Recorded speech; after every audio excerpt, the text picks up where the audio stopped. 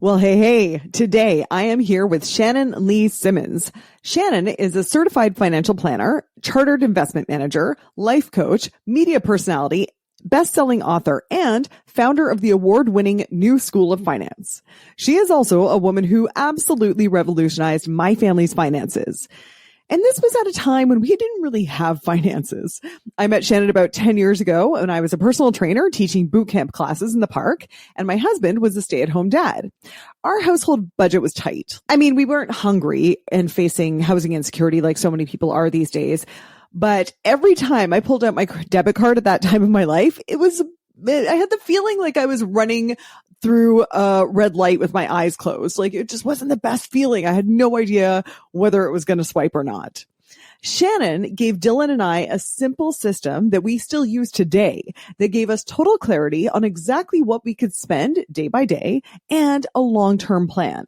And like I said, this is 10 years ago, and I am still so grateful to her. Today, Shannon and I talk about all the parallels between fitness and money, like the all or nothing mentality and getting the fuck it's and being influenced by social media. She talks about the psychology of getting out of debt and how to spend your money in a way that will give you the most emotional bang for your buck. And we talk about her new book, No Regret Decisions, and how she helps her clients make really personal decisions, like whether or not to continue with IVF, whether or not to sell their business. And she helps them make these decisions in a way that they will never regret it, regardless of the outcome.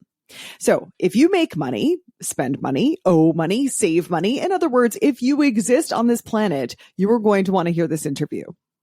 Ready to break up with your bullshit? I mean, all those excuses that are keeping you stuck. Because you have one life to live. And if you're not having fun yet, then that's a problem, dude. Welcome to Goals, Grit, and some woo-woo shit. The podcast where you learn about the habits of kicking ass at life. Whether you want to get ripped, get rich, or just get high on life, this is the place to be. Here's your host, best-selling author and feel-good expert, Una Duncan. Shannon Simmons, I am so excited to finally nail you down to come on the podcast. This is a conversation I've been looking forward to for months. So thank you so much for being here. I am so happy that the stars finally aligned for us and we can do this and we're here together. Totally. So I want to talk to you mostly about your new book about making decisions in tough times, but maybe can you give a bit of your background? Like I know you're a financial planner, and just because we want everyone who listens to this to have massive financial abundance, can you just quickly outline the difference between what you do and what the financial planner that people get from their bank does? Yeah, sure. So I run a business called the New School of Finance, and we are a fee-only financial planning firm. So fee-only is often sometimes also called advice-only. And so what that means is that we don't sell products. We don't sell mutual funds. We don't sell ETFs. We don't sell insurance products, nothing. So when people come to us for financial advice, they pay for our time. So that means that we're unbiased in every way. So if someone's like, hey, I have some money. Do I put it on my mortgage? Do I put it in my RSP? It's not like my bonus is dependent on where that advice goes. So that's what we do, which I think is different. Sorry, not I think. Which is different than if you go somewhere who's managing your money and you're getting financial advice from them. They're inherently biased, right? Because the more money that's in your portfolio, the more money they make. And just to clarify, that's almost everywhere. Like if you are not paying a fee upfront for financial advice, that is how those people are getting paid, right? Yeah, there's no free advice. So if you're not paying for it out of pocket, it's coming off your investments or off the product that you've bought. Yeah. Yeah. It's interesting. I've come across that with fitness stuff. People will be like, why? Other people aren't charging anything for their fitness stuff. And I'm like, oh, yes, they are. They're selling you supplements. They're advertising stuff to you. I mean, there is no free lunch, really. You're paying somehow. And at least this is the most clear, upfront, transparent way of getting paid. Yeah. And I think it really allows us to do a holistic view of someone's life, again, because we don't get pigeonholed into like a sales pitch. So I remember when my husband and I first came to you, which I mean, Shannon, I'll be honest with you, it was a turning point in our finances majorly. And, we talked about our money situation and we're opening up the kimono and bearing our souls. And I joked to you, I was like, oh my God, you probably feel more like a therapist or a life coach. And you were like, you have no idea. So yeah, I am a life coach. Well, that's the thing. Yes. And so you are actually a life coach as well. So did you do that because you were noticing that your clients, that money management is all about emotional management? I mean, is that true? Yeah. I mean, it's why I have a job. We all know that you just spend less than you make. Everybody knows that. So I wouldn't have a job if it was easy. Right. When I was working on Bay Street, which is what I did before I launched New School, I really actually enjoyed the client part of it. And that was with high net worth clients, but you still have people that are really emotional and making emotional decisions around money, even when they're millionaires. And so I find the human part of money so fascinating. And that's really why I'm not bored of my job 16 and a half years later doing the same thing, because it's really about people. And so I got my life coaching certification before I even left Bay Street. So like I've been a certified life coach since 2010, like Wow. old OG life coach, because I even saw it then that it's like, this is not about, even at that level of wealth, people still make really emotional decisions that are not necessarily quote logical, have anxiety and scarcity mindset. And I remember being like, wow, you have $5 million and you can't sleep about money. And it's like, it's not about money. It's about our feelings. I love that. I want to talk to you about that scarcity mentality that can hit at any level of wealth. But your first book, it's called Worry Free Money. And that's how people can be all responsible and save for retirement, but also enjoy their money. Is that right? Yeah. And I think that part of what I noticed over the years is the same trends sort of coming up regardless of someone's financial situation. So once I launched New School of Finance and I wasn't necessarily working with just wealthy people anymore, I see people that are maybe on the brink of bankruptcy all the way up to people who just inherited like $10 million and everything in between. And I would notice that the trend of scarcity is the same. And I would notice, which sounds ridiculous, like you could to say, what? Somebody who is swimming in debt would have the same money anxiety as somebody who has millions of dollars? That can't be real. And I'm telling you, it's like the same words coming up over and over again. Obviously, there's a reality to that we have to take into account. But I realized that the worry about money, no matter who you are, comes down to whether or not you know how much you can afford to spend, which is all relative.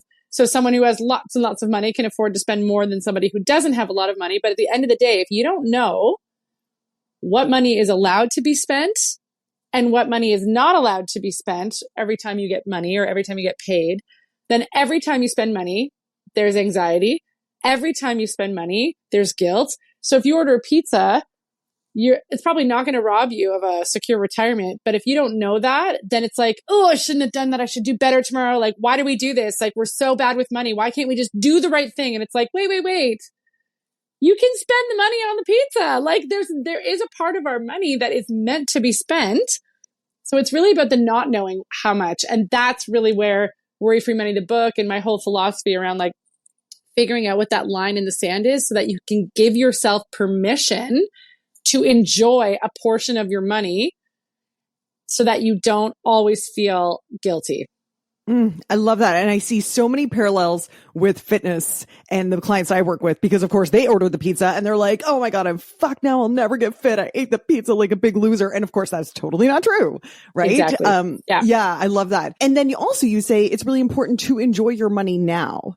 Do you think if you don't enjoy your money now, you'll always have these feelings of scarcity and create more scarcity? You know what I mean? Like, tell me a little bit more about that. Yeah, I think that's true. I've seen scarcity mindset become self-fulfilling prophecy, which is why I wanted to write the book in the first place.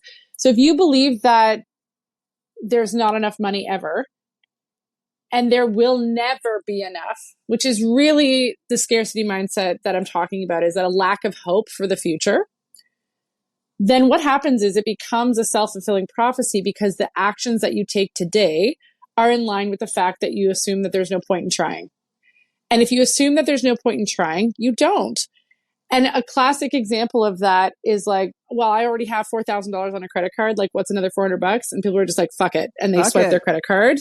Totally. And I see, we all have those fuck it moments. Those are normal. It's human. I'm talking about when all it is that, right? And it's a slow creep. And it's all about that scarcity mindset from the very beginning that's robbing you of hope that there's any point in trying. Well, okay. And your second book is called Living Debt Free. And to me, I'd imagine that getting out of debt would take some grit. Do you think that that's the right word for it? Yes. It is a constant, all financial stuff, not just getting out of debt, even saving for retirement. A lot of it is a long lens thing. So you have to constantly stay motivated for the right reasons so that the short-term you aligns with what you want the long-term you to be.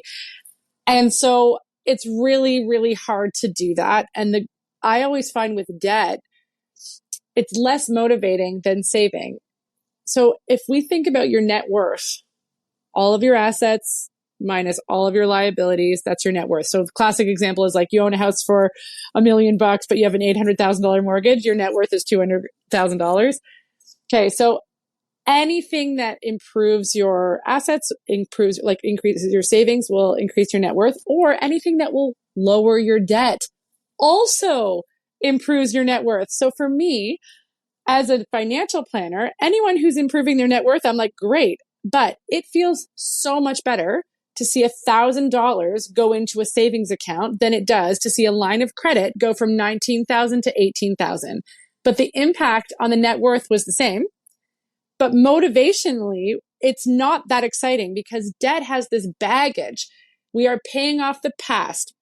It's traumatic. We look at that. It opens a door to questioning your decisions. Are you dumb? Are you bad with money? Why did I do this? That bad thing that happened to me, that emergency that I wasn't ready for, all of those things. Whereas putting money into a savings account is, what if, right? It's like buying a lottery ticket. What if this actually works? What if this actually turned into this? What if I could spend this on the trip I'm saving for? So it's way more fun.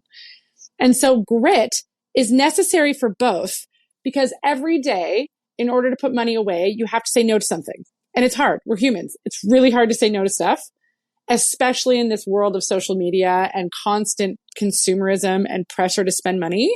It's a pressure cooker. So if you are saying no to stuff, that's hard already. And then you lack the deep motivation, or that like debt kind of is like hard to deal with. It's really hard. So I always focus on, yes, you need grit. And the only way you're going to get there is to be properly motivated to do it. And that has nothing to do with interest. Nobody cares. It's like, oh, the interest. Yeah, whatever. What you really have to be motivated by is something that's like emotionally important to you. And then you can probably get on side. Oh, I love this, because when people are like, I just need more motivation, I'm often like, well, actually, you need to bribe yourself. You don't need motivation. You need a reward that's going to make this feel fulfilling in this moment, because You're right. It's the long-term self versus the short-term self. So if we want to build healthy habits, you have to make that healthy habit feel good right now in this moment. You have to feel rewarded for it. So do you have any tips for anyone who's like, yeah, I do not get off on paying off my debt? Do you have any ways that people can make that feel more rewarding? Is there an app that will show, like, I don't know, something? Yeah, an app would be a great idea. I'm usually at it for the emotional win of the debt. So I'll sometimes even do like a sort of like a guided meditation with somebody where it's like, who are you without the debt? So what is it holding you back from? And really getting that like picture of what the debt is, the harm that it's causing in their life. And it's not the interest, right? Like nobody ever mentions the interest. Yes, of course, that's money that would be back in your pocket. But a fun way to access this too is like, imagine you didn't have to make these payments anymore. Where else could you put that? What else is on the line?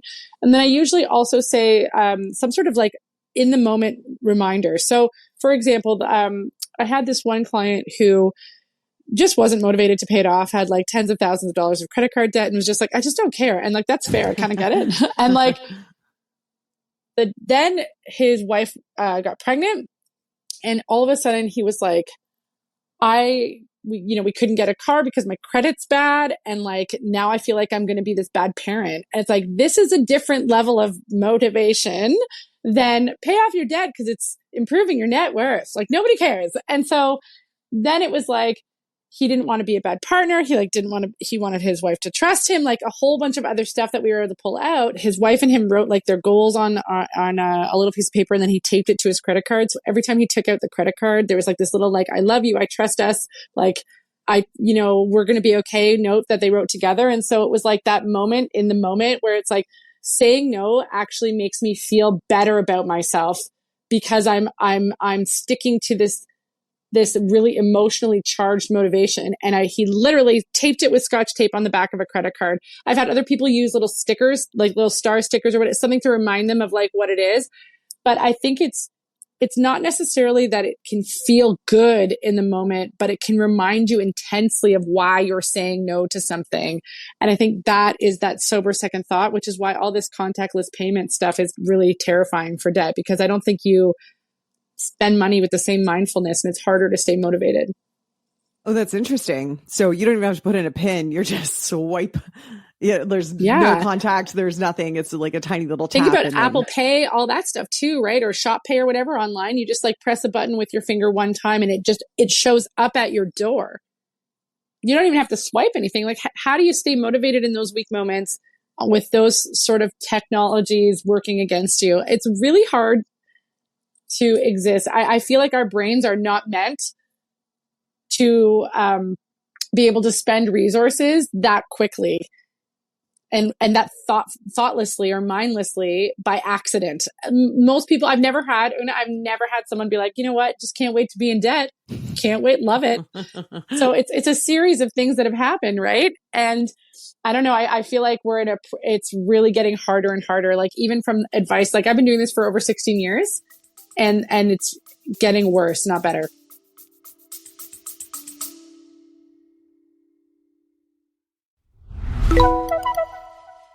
hey, dude, if you are enjoying this episode and you have a friend that you think might also benefit from this information, please share it with them.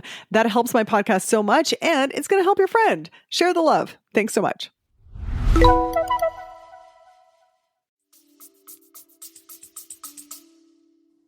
I love, though, that you help people connect those numbers on a screen, which you're right, could be totally meaningless, to real life consequences that are emotionally impactful. I think that is so powerful and so unique about what you do. What do you say to those clients that are in deep debt and maybe they're having those feelings? And again, I know this from people who come to me and they feel like, I'm too far gone. I have no willpower. I'm so embarrassed by the state of things. I'm ashamed to get help. How do you help people with those feelings? Yeah, I think that the number one thing, and you'll love this because it's about habits. So when someone has lost hope, the habit of saving is the antidote. And so it sounds silly, but even the act of putting $5 in a checking account or in a savings account, setting that up, whatever that low hanging fruit is, can be a way to kickstart a whole system that happens in someone's brain because the act of savings is hopeful, right? For that brief moment that money gets put aside, even if it's $5, there's a whole chain reaction of self-talk that says, well, maybe I won't take it out. Or, hey, maybe I'll do $10 next month. Or maybe I don't know, like what will happen? Let's see. Versus assuming nothing is going to work. So often when I hear people that are like, I'm already too far gone, all that stuff, it's like, we will set up some sort of minimum act of hope towards a better future, even though that $5 may or not make or break their life if we just did the $5. But what it is, we're kickstarting the hope again, because hope is very necessary in order to try. And so that's usually something that I'll do too. And then I'll often get them to, if I'm listening to them, and this is where my life coaching skills come in. Some of my clients who've been with me for years are like, yeah, nice try, Shannon. We know it's coming, but this is really good if it's someone new. I just am like listening and like writing down the things that people have said about themselves, because people will just come in and dump all over, like all the things, right? And then I'll just like show them the list and I'll read them back what they just said to me. And you can see their eyes well up, and I don't think that they realize the mean things they say about themselves and what that actually means about their future. Because if you think about it, and I often will tie this together too, everything costs money. You want to go back to school? Costs money. You want to go on a trip with your kids around the world? That costs money. You want to start your own business? That costs money. You want to like work less? Costs money. You want to do all the things that cost money. You want to have a birthday party for your kid. You want to buy that shirt, whatever. It all costs money. So if you fundamentally believe that you are not good with money and that you will never be good with money, then what you're actually saying is, I'm bad at life. And when I connect that for someone, like listen to the words you just said. And what you're saying is, I'm bad at like all the things in life because I'm never going to achieve any of my goals. And then people are like, well, I don't think that. I'm like, exactly. You don't actually think that. So like, let's pull back from that for a minute. And like money is a tool. It's a resource. It is not a self-worth thing, but they often get so intertwined because our self-worth is tied up in our goals, and money is often how we can get to our goals. I love that you brought up, all of the things cost money. And when you mentioned social media earlier, it reminded me of a great thing that you were doing a couple of years ago. I don't think you still do it, but you had something. You'll have to tell me what the hashtag was. Real selfies. Real selfies. So this is, listeners, this is what Shannon would do. She would have the beautiful picture of the meal at the restaurant or whatever, and then she would show the receipt. Tell us more about that movement, and Shannon, what were you trying to get across there? So again, I think that at this point in 2023, it's we've seen that real fake Instagram, but I was doing that back in 2013, 2014, when it was truly, truly a highlight reel of awesome, which I still think it is, but I do think that people understand now, even though it still impacts us the same, we know real and fake Instagram, we understand that, but this was when it was really new. And so I would say, behind every great selfie, there's a bill, and I would post the bill. And I started it as a tongue-in-cheek thing, just to make people aware that social media is making you think, no one posts their Visa bill after the vacation. Yeah. Oh, yeah. So so you go on vacation and everyone's like, I'm so jealous they're in Mexico right now. And it's can you imagine if they're yeah, we'll be paying this off for 8 months? If we were that honest, it would be oh, maybe I'm not that jealous. But so it started off as that. And then an interesting thing happened to me, even the accountability of posting it made me sort of hyper aware of what I was about to spend money on, because I didn't want social shame and you know what I mean?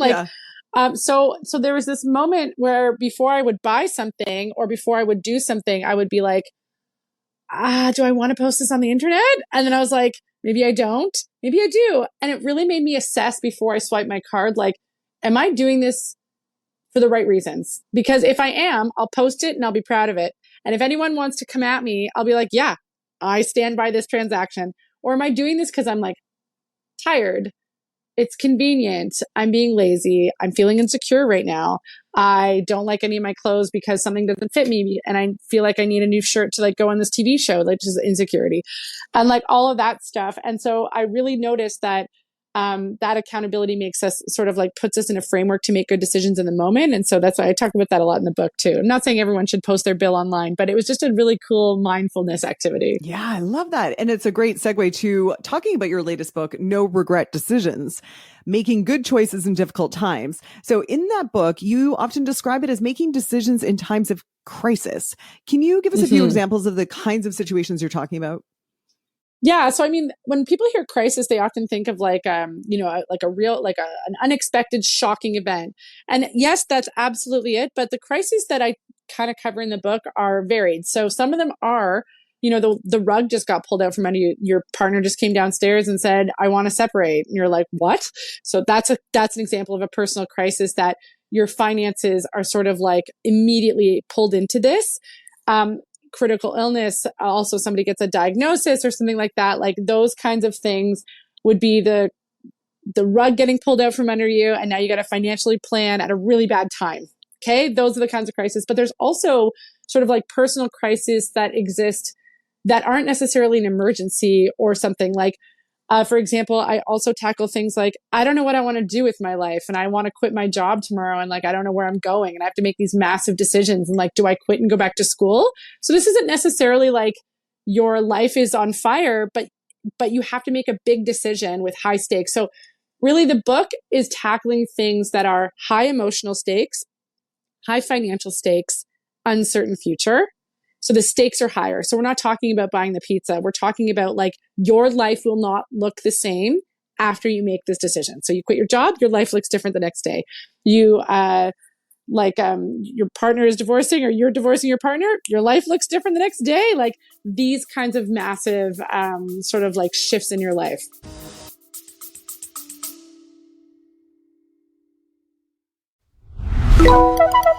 This podcast is made possible by Fit Feels Good, my online fitness and nutrition company.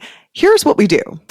I have so many incredible benefits from the MFA program. It literally changed my life. I have the book, Healthy AF. I'm absolutely in love with my life now. I find that the healthy habits that I built are amazing to go back to. The benefits that you're going to see as a woman in your 40s plus are things you could have never imagined. The key, which I know Una talks about over and over again, is loving your body now, not what you're envisioning it to be.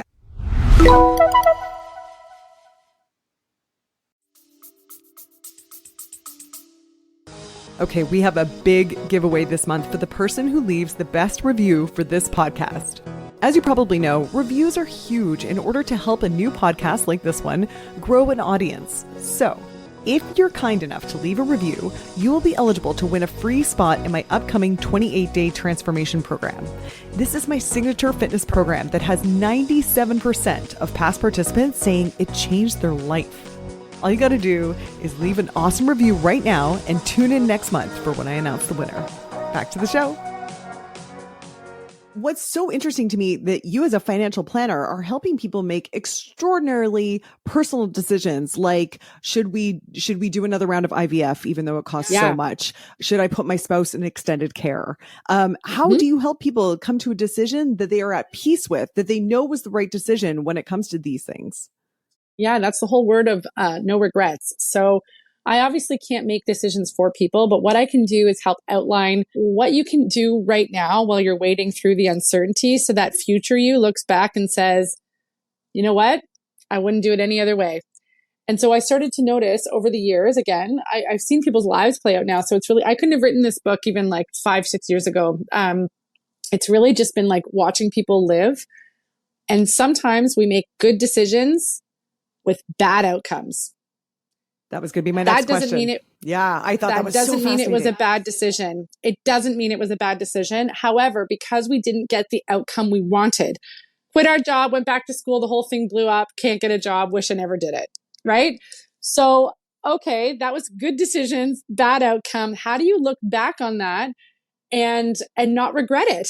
And so I started to notice between all the people who made decisions and they didn't work out, there was a group of people who still have hope for the future. And they were like, good decision, bad outcome. And there was another group of people who were like, I'm the worst. I regret that. How could I have done that? And they live with this deep regret. And so in studying those people, I realized it was really important because those people, without the hope for the future and without trusting their ability to make good decisions in hard times, live with daily anxiety that something bad is going to happen to them because they don't actually trust themselves to make good decisions again going forward. So the people that were there in that group often made panic-based decisions. So like reactive, right? I'm going to rage quit. I'm so angry at this person. I'm just going to do this thing. I'm going to, but very reactive panic-based decisions. Classic also is like during the pandemic, this will never end. I'm going to like sell everything and move. Some people that was a great decision. Some people that was a horrible decision. It depends on the thing. So a reactionary decision. And the other thing is like making sure that they're making decisions that are aligned with their value, their deciding values, just for them, not other people, not what the news is saying, just for them. And then ultimately like setting up boundaries financially. So like, where's the like go, no go lines that you don't end up regretting this down the road, right? Like how much money can you spend to do this that you don't look back with regret? How much other things in your life you're going to have to give up in order to do this. So all I do is map it out for people so that it's a mindful choice so that no matter how it turns out, you can look back and say, that was a good decision, even if it was a bad outcome. Because I stayed true to my values, because I really thought about it, because I stayed within the guardrails of safety. And so even though it didn't work out the way I wanted it to, even though we didn't conceive the baby, even though our property value went down, even though I didn't get the jobs of my dreams, I would still make that decision again. Or I approve of that decision. It was a good decision. I approve of that decision. Wow. Yeah. And then you can live with yourself. Okay. Can you tell us about time and money guardrails? Because I'd imagine that's a big part. If someone says, well, or maybe you can tell us a story about someone who made a decision that maybe didn't get the outcome that they wanted and they still approved of it. Yeah. Okay. So just the pivot, I'll use an example that it really explains it well. So pivot points and guardrails are different. And so this is actually how I end up on the front line of these decisions with people, right? Because people want to know how long till I'm broke, or like, how long can I do this for? So a classic example is just like a first-time home buyer, right? Buying their first house. This is a form of personal crisis because the emotional stakes are high, the financial stakes are high, and there's a lot of uncertainty, right? So how much can we afford? They come in, okay, on paper, let's say that with their down payment and everything, they can afford a $700,000 house. Cool. And then they can take their kids to extracurricular, take a vacation every year, have a nice life. Okay. Then they're like, well, what happens if there's a bidding war? Okay, so first pivot point is, could we go as high as 800,000? So an extra 100 grand. Cool. Yes, you can. However, trip not really in the cards anymore. Like there's not a lot of discretionary spending there, extra discretionary. So you'd have to pivot your plans in order to make that work. It's not a no. It's just, what else are you giving up in exchange for this goal? Okay. Bidding war. What happens if it's $900,000, right? Okay. The bank will still give you a mortgage. You can do this, but now we're talking no retirement savings. We're talking no extracurriculars for your kids and no travel. So like, are you willing to make those sacrifices in exchange for this? And then what if it was $1 million? Well, the bank wouldn't even give you a mortgage. It's a hard guardrail, right? Like it's a hard no. Or you can make a personal guardrail with like, I don't want to live without retirement savings. I actually say 900 is our guardrail. So now you go into that whole experience saying, we're aiming for 7. We can go as high as 850. Don't go to 9 because we know what that looks like. We don't want it. That's a hard no. So that's sort of the difference between a pivot point and a guardrail. And so an example of that is I have 2 clients who both have come to me later. I did not advise this. I'm not saying that to get myself off the hook, but like lots of people chose variable mortgages in 2020 and 2021 because it was like 1.75. Mm-hmm. And so I have 2 clients that are very different people, but very comparable in like their outcome. One of them is angry at everybody, angry at the world, angry at Tiff Macklem, the Bank of Canada, like the head of the Bank of Canada. Like every day wakes up like really resentful and bitter because they feel like they were had. They feel like they were lied to. They feel like they made a horrible decision because their mortgage payment is so much higher than it could have been. The other person is like same income, so very similar economic stand, is like, that sucks. Learned a super big lesson. I can't wait till this is over. And so what's the difference? Why? Okay, so the first person that is really upset still, I just met them like recently. They made a panic-based decision. The only way that they could get into the house was with this lower sort of mortgage rate.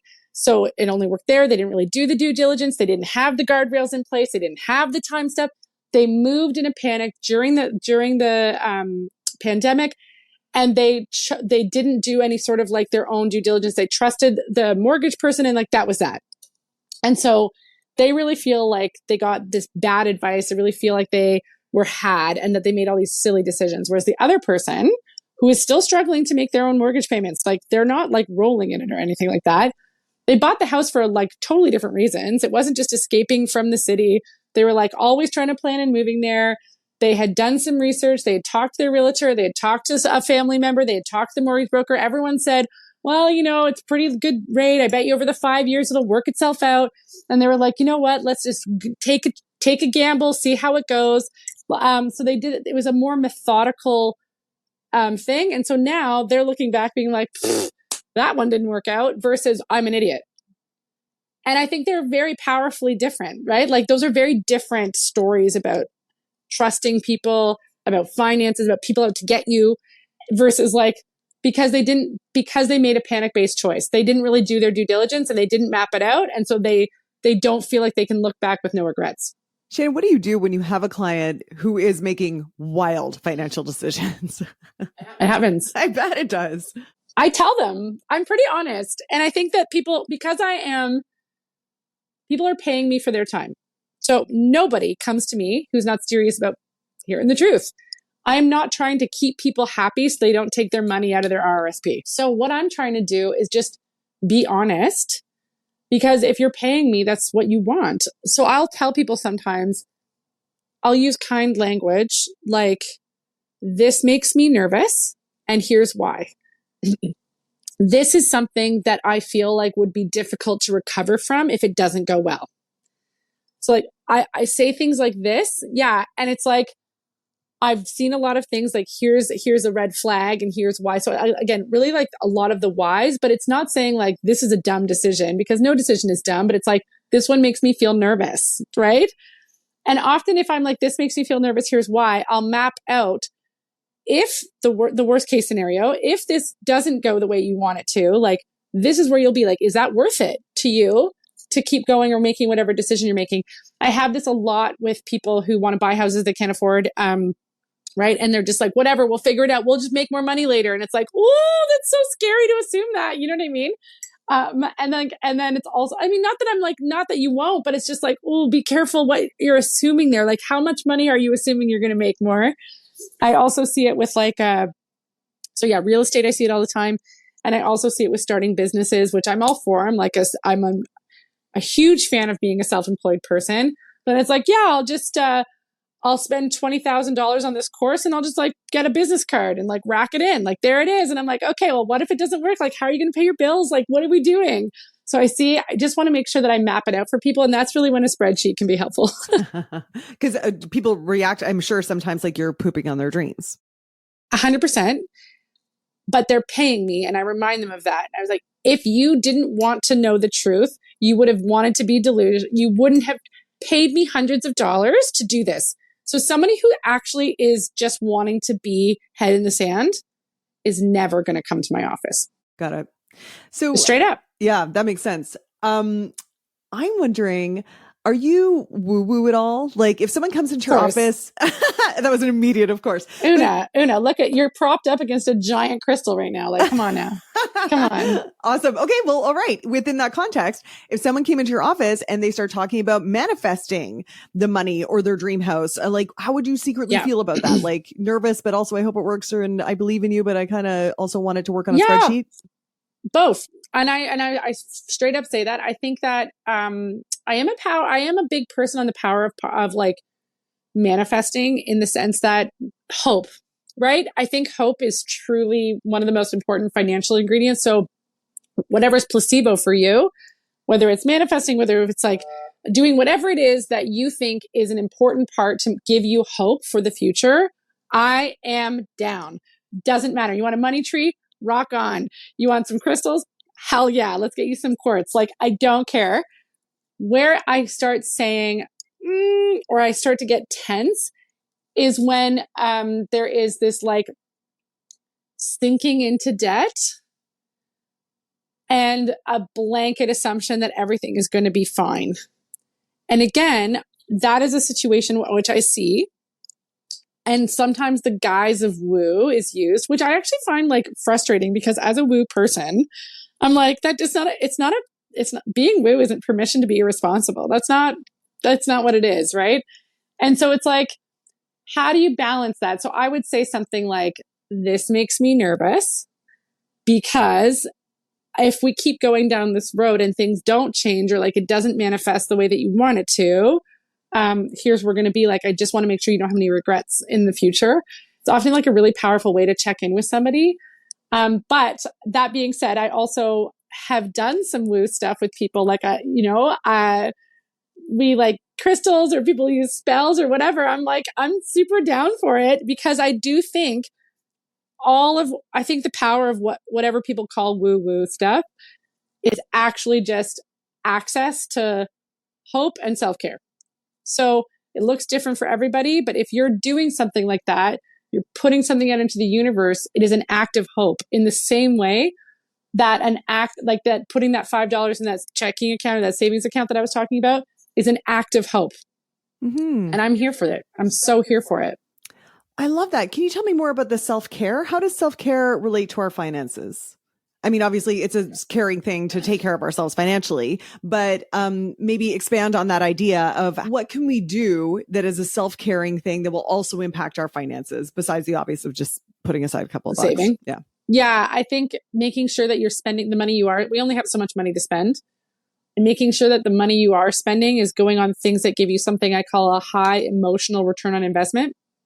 So obviously there's a certain portion of our income that's going to go to like our bills, our getting around costs, like, you got to replace the kids' boots, whatever, all that stuff. There's also a portion of it that's like maybe even at the grocery store or whatever, it's like there's some high quality things that give you joy that like wouldn't give somebody else joy. Or maybe there's something else that you can do, like going to a show with your kids or whatever. So I think what I'm trying to say is really kind of fleshing out what of the money I am able to spend every month. how can I make sure I'm not spending it on stuff that is actually bringing me down? Like because what? that's what leads to that leads to bitterness and deep resentment. So for example, social obligatory spending is a classic example. Lots of that around the holiday season too. For example, it's my friend's birthday party and they're going to go to this expensive restaurant and I would rather spend money on this other experience, but I feel obliged to do this and I don't want to say no because I don't want to hurt someone's feelings. So I'm just going to spend the money and resent it inside and not do anything about that. So that's like a classic example. Or like around weddings, people feeling resentful about that, gift giving around the holidays, like all of those sort of like social obligatory things are places where people put their discretionary money and can often resent it. And so the antidote to that is just speaking up, like for sure, but it's a really hard thing to do. And so I often will go through people's discretionary spending and be like, okay, what are the things that give you the most joy? And they're like, I love my daily coffee. I like nice wine. I don't want to cook every night. So like delivery is actually a high emotional thing. Whereas normally I think financial planners are like, cut the takeout, cut the coffee. And it's like, well, what if those are the very things that are bringing you the most amount of joy because it allows you to be quick, more present with your kids because you didn't have to go grocery shopping and you were on time to work because you wanted to do drop. Like, what if there's a whole bunch of other things that are going on there? So making sure that you're trying to reduce things that are kind of bringing you down and giving yourself permission to spend money on stuff that would be technically considered irresponsible. But if it's a high emotional return on investment, like go for it. I love that. What can I ask you about the opposite? Have you ever had a client come in and even though they're, they look good on paper, it looks like they're doing well on paper, they say stuff that reveals a mindset that you're like, oh, this is not going to go well. Yes. The opposite would be like, other than like, everything's going to be fine and I'm just going to sink in, like, I'm just going to be irresponsible and I'm not going to be accountable to that. That's a tough one. I've seen like over scarcity, like saving too much, not not enjoying anything. Again, after so long, I've seen people save and save and save. And then like someone dies or like gets sick or gets divorced and like all these plans, they were waiting and waiting and waiting and waiting. And then like life just didn't work out. And it's like, why? Oh, live your life. Like, life is short, live your life. And I think there's a balance between that so that this isn't going to work out mentality. I've often seen that between couples where somebody is like, we're not saving enough. And the other person is like, we need to spend more. And it's a real point of tension. And I can really feel it in there. And it's like, how do you find the balance between what you like? Because often the person who wants to save can wrap themselves in the shield of financial responsibility and they feel entitled to be right because everyone knows that saving is good. And so if you're the person that's on the side of spend more, it's easy to feel like you're the irresponsible person who's like bad with money when really, what if you're actually just trying to like find the balance and like live a little bit? And so again, everybody's life is different, but I would say you don't want to be it's scarcity on both sides. You don't want to be overly scarce so that you never enjoy your money, and you don't want to be overly enjoying so that you never save. There's like a happy medium, and most of money is just about finding the balance. Oh my gosh. Well, and how do you sit there with a couple who are so out of balance on that? I know that when you work with individuals, you help them make no regret decisions by clarifying values and coming up with guardrails that make them feel safe. But how can you do that with a couple and their guardrails might be completely different and their values might be different? And I know you do this because you did this for us. Oh yeah. I mean, I think it's like chapter 10 too. So I feel like, I think it's my special skill in life. And I think it's why I think it is. A lot of that is coaching, and a lot of that is not just coaching. It's like mapping it out on purpose. Most couples don't want to fight about money. Oh yeah. That's probably why they're also paying me, right? They can't solve this at home and they know they need an external person to come in and help. So often what I'll do is like, I'll get people to write their values down on a piece of paper and then share them at the same time. And then we find the ones that are the same and circle those. But again, like not really thinking about doing that. Also their goals, like writing out goals and then sharing them at the same time is like often really revealing about how different or on different pages everybody is. And then we can have a discussion about it because some people might think that they're on the same page and the other person's like, oh my gosh, you're not. And so I don't like the word compromise because people think it automatically no one's winning, right? If it's a compromise, nobody wins. And I although I don't agree with that, I would say that we're trying to find a solution that both people are actually excited about, not just a compromise. So while that might mean extended timelines, or it might mean like, instead of saying compromise, I'm usually trying to say the words like shifted expectations, right? So how are we both shifting our expectations around what we want so we can come up with a solution that we're both excited about? That's the goal. Because compromising, well, yeah, nobody wants to compromise. For sure.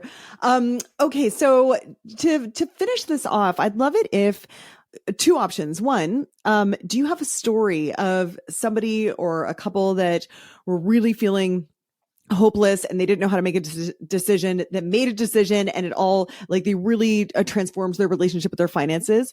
Or do you have something you would say to someone who is in that spot right now? I have both. I would steal, one of the stories from the book, because I think it's a really good example, is like the couple who, they were older, they had this business for years and the business was dying. And, the one guy, it was his whole identity in his world. And so much was wrapped up in that and feeling like a failure. So selling the business was so far beyond just a transactional financial decision, right? For him. And for her, she was like, I'm tired. This thing is hemorrhaging money and we're pretending like it's not. And like, and they would fight. They fought. He's the only person that's ever got up and left in my office. It was really upsetting for everybody, but I didn't take it personally or anything. Cause I'm like, this guy's hurting. Like, and then here I am, some elder millennial telling him that like, he's got to, it's probably a great idea to like close down this business because it was hemorrhaging money. And he's like, who are you? Get out of here. Like, which I totally understand. My dad's an entrepreneur. I super get it. And so that was an example of like a couple who was like, for years had been at odds and just not talking about it. And they just continued to bleed money. They had not a lot of savings left. And they didn't even come to me until they were on the brink of bankruptcy. Even though 5 years earlier, we probably could have done some stuff, but they were so afraid of talking about it that they just ignored it until it was on fire. And the transformation that's happened there, and now even post that book, I still talk to them. The transformation in that is that they finally came together, and it was a series of like, let's pivot points and guardrails that we've mapped out together. And so like shifting expectations to a certain point, they reached their guardrail, but because they had both agreed on that guardrail earlier, it was easier to say, okay, this is it. We're calling it now. Like we've given it a shot. And then I think that was the first time that in years that they had come together and decided on something that was like hurtful and hard together. And so then now that they're into their quote retirement, semi-retirement, whatever you want to call it, the business has been sold. I find the way that they make decisions together now, they're already mapping out those pivot points and guardrails together, like on their own, when they're making like, where are we going to rent? Where are we going to live? Like doing that work together instead of just like shoot now, ask questions later. Oh, that's so good. Thank you for sharing that story. And if for anyone who's listening, and this is probably going to air at the beginning of 2024, if anyone's listening and they have some financial, New Year's resolutions, or maybe they're feeling like a bit of a fuck up when it comes to their finances and their hangover from the holidays. Yeah, maybe. Do you have anything to say to those people? Yeah, I would just say like, you got the whole year ahead of you. And with money, I actually sort of am here for New Year's resolutions. You can couch them in whatever term you want, but it's the start of a whole new tax year. You got 12 months until you got to be accountable for whatever choices you make. And so that's a fresh start. It really is. And so just because you did something yesterday doesn't mean you have to choose to do it again tomorrow. And I always say that, like, yeah, I can sit here and look at your credit card history for days, but you get to choose what you swipe on tomorrow. So that's all kind of like garbage information. So you get to design tomorrow what choices you're making with your money. So don't get caught up on what just was. Focus on what you want going forward. And remember that like, this is the most trite thing ever. But I can't tell you that I have seen this in real time. Like a little bit goes a long way. It is a long game. Settle in, get cozy, and do a little bit, whatever you can. And that's more powerful than these massive, like, we're going to do this really hardcore for 3 months. Oh my God, we fucked up and now we're not doing anything for like 100 years. And like, it's like, I would rather someone do like slow and steady wins the race. It is the name of the game. It's the more boring, the better. I love it. That's great. Shannon, I know people are going to listen and they're going to want more advice from you. Where can people get in contact with you and learn more from you? Yeah, the hub of everything is newschooloffinance.com. That's where our business is. The online courses are there. The books are there. You can book with us there. All of it's there. And of course, we're on social media too. And just to be clear, that's helpful for Canadians only, I think, right? That's right. Yeah. Do you have any advice for any American or international listeners? Yeah. We have, so the books, I think, especially Worry-Free Money and No Regret Decisions, they're tactics about money and mindset about money and budgeting that can be international. So those books are great.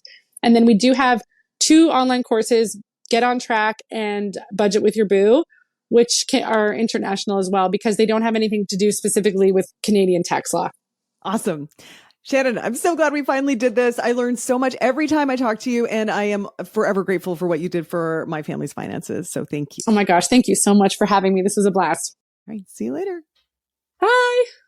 Oh, I'm so glad that conversation finally happened. You might have noticed Shannon and I referenced that a couple of times. We have tried to record this conversation about 7 times, but once there was a sick kid, and then there was a power outage, and then there was time zone confusion, then tonsillitis, and then basically plague and locusts. It was really hard for us to get this interview done, but we did it. There's always hope, as she said. And I really hope you found it valuable. If this is the year you nail down your financial systems, I highly recommend Shannon's advice. Like I said, it helped us so much. And as always, I would love to hear what you think and anything that hit you in this interview. Send me a DM on Instagram and let me know. Until then, I'll chat with you next week. Hey dude, thanks for listening. If you like this episode, make sure you're subscribed so you can get the next one.